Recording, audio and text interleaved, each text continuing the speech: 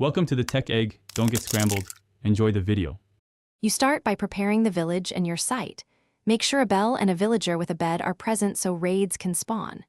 Next, you build a 40 by 40 platform at least 32 blocks from the village center. This isolates spawn behavior and improves XP rates.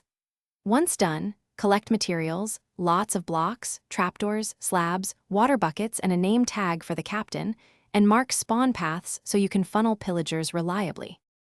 Now you assemble the farm's core. Build a 3-block wide funnel with half-slab floors so pillagers can't jump free, and use water streams to guide them toward a 2 by 2 kill chamber. Make the funnel 2 blocks high and add trapdoors at the entrance.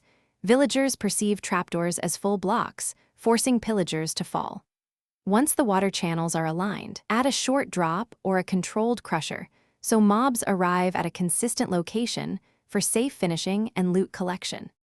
Finish by building a secure player station, a 1-block opening for ranged kills or a 1-block drop so you can safely collect drops through hoppers and chests.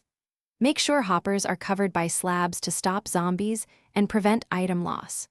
If raids do not start or spawn inconsistently, double-check villager work/rest status, remove duplicate beds within a 90-block radius, confirm the captain is present, and reset villager gossip by sleeping or using another job site to refresh raid triggers. Thanks for watching. Consider subscribing if I helped unscramble your problems.